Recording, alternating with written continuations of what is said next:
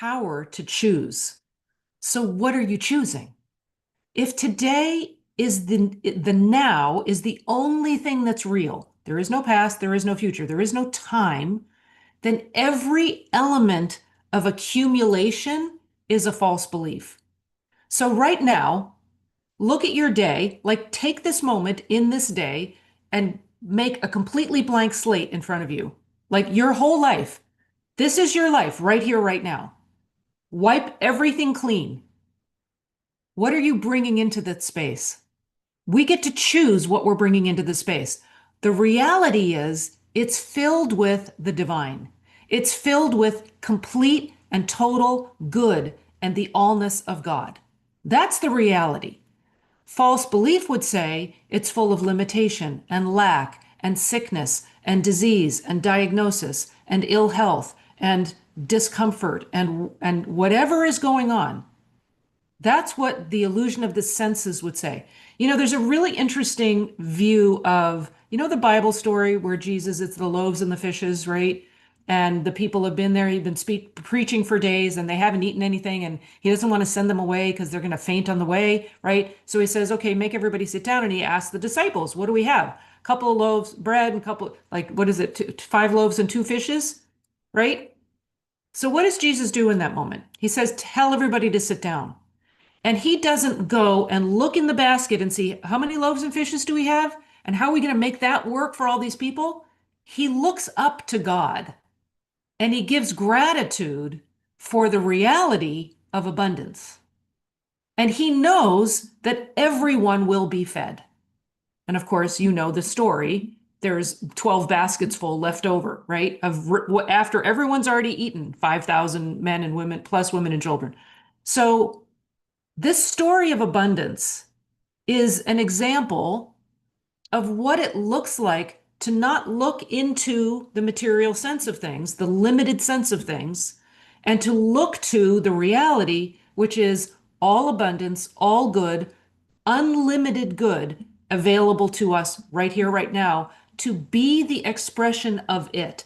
Not for us to think of ourselves as separate and walking towards goodness and walking towards abundance, but to actually be the expression of abundance. There's a wonderful line in the book Science and Health with Key to the Scriptures by the woman who discovered the science of the Christ, right? Divine laws of God, where she says, never record ages. And you can think of that in terms of birthdays, but there's a bigger idea here. It goes on to say chronological data are no part of the vast forever. Chronological data are no part of the vast forever. So if you really get that concept, anytime we are recording a material sense of substance, whether that's age or bank account or goodness in our life or relationships or number of followers, like we do it in all sorts of different ways. But anytime we're recording based on material sense data, we have just limited the infinite. Our sense of it has become limited. We can't actually limit the infinite, but our sense of the infinite has just turned into a limited view of it. We can choose to wipe that out. We can choose to not accept the limitation and take it on as ours. We can say, no, thank you. I don't want that limitation. That's not what I'm thinking. My thought is the activity of the all-knowing mind, all intelligent good, all possibility of good, because that's the reality. I don't need to accept limitation. So there is this thing that in human experience called death, right? That we look at and we go, oop, there's a finite sense of life, right? It ends right there. Well, we know life is eternal. We know this from the Bible. It's biblically based. Jesus demonstrated it. Life is eternal. So we get to accept and acknowledge that's the truth, the reality. Okay, so a finite sense of life looks like death. Well, that's kind of an acute belief in a life in matter. That's an acute belief in a moment, right? Well, what does a chronic belief of a life in matter look like? Like we're dealing with a chronic belief of a life in matter. when we record ages, when we record limitation based on material sense, when we only accept that we have a limited understanding and we have to work our way towards a greater understanding, that's a chronic belief of a life separate from God. Nobody wants to be dealing with a chronic belief. Well, how do we overcome that? We overcome it by recognizing that we know the truth and we get to right now clean the slate. It's interesting. I'm wearing a white shirt today. It's like we need a white, like a clean white slate, like a big whiteboard. That's your life. What are you writing on your whiteboard? What are you accepting as the truth of your life? What are you bringing in to thought and accepting into thought as reality? If you turn to God, like Jesus did in the loaves and the fishes, and you say, what is the source of my being? And you know God, look up, know God, look in, know yourself as the manifestation of that divine idea, and then look out, you see the abundance of the source. Like people talk about limited income, especially in retirement. Don't get me started on that. That's like that's a whole nother video right there. So what is that limited source of income? We are looking in the wrong direction. It's like looking in the basket and saying, how many loaves and fishes do I have? No, look at the source, unlimited source. Are you the expression of that unlimited source? How much more can we express, give, manifest of the truth of God? Because as it is manifest, it's going to get filled in and supplied by the infinite source. So if we're looking at income as the starting point, we're looking at it backwards. We got to be looking at what is the outpouring of good? How much can I give right now? Not how much am I getting? How much can I give? And how much can I know that I can give because I know the source is infinite, infinite, constant, never varying. This is a really, really, really good idea to delve into and get a sense of, like get a really solid sense of the line of that thought that is, I'm dealing with a chronic belief of a life in matter. It's like, ooh, that's so important to sort of drill into and go, wait a second. I'm not I don't want to be dealing with a chronic belief. Well, if I see that's coming up for me over and over and over again, I get to knock it down every time. And I'm knocking it down based in the understanding of reality. So if you like these ideas, share them.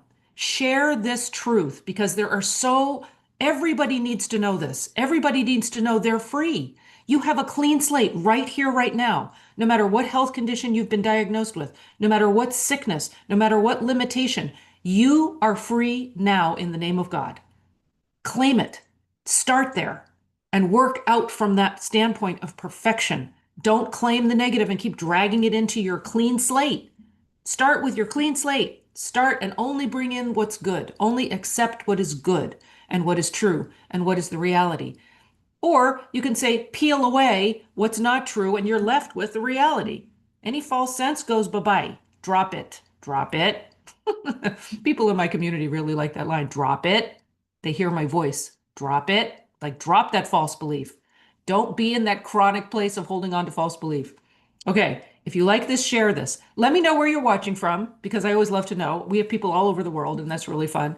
And if you want to find out more about what is offered in this Choice Matters community, go to lisalovesyou.com and you'll see my link tree with there are a bunch of different free resources there. And there's a link to signing up for Morning Metaphys or a community or whatever, signing up for the summit, which is a free healing session. We do it once a month. So if you're in need of healing, come to the summit. Free healing session for anybody to come and see what does a Christian Science practitioner do anyway. So we talk it through and people sit in the love seat and you get to, have the opportunity to have your issue be addressed and see it from a spiritual perspective and find healing because that's what this is all about. Knowing the law of God means you are healed. You are healed and whole now, and you get to see that now. No, don't wait. Don't wait. So go to lisalovesyou.com, look at all the different options, sign up for the free stuff, download the free things, or sign up for Morning Metaphys and join us every weekday for a half an hour where, this is a kind of a shorter video, but I do a half hour every day where I come prepared and just say, okay, God, what's the message today? And just let God speak. And It's been pretty amazing. It's been going on, never record ages. And here I am saying it's been going on for quite a number of years. But I show up every day and I work for God, and we all do. We all do, but we all get to recognize that and feel the power and the strength of that and stand in the authority of that because we are backed by heaven and we can't do less than. Only false belief would say you're doing less than that. So lots of love. It's nice to be back doing lives. I haven't done them in a while, so I'm committing to really being present and being doing this more with you. And I love you guys. I love this. I love God, and I love this law of God so much, and I love sharing it with you. So any feedback you have, please always let me know what you want to hear, what you're struggling with, what you'd like to see through the illusion of, whatever that is, let me know, and we can work on it together because we're all in this together.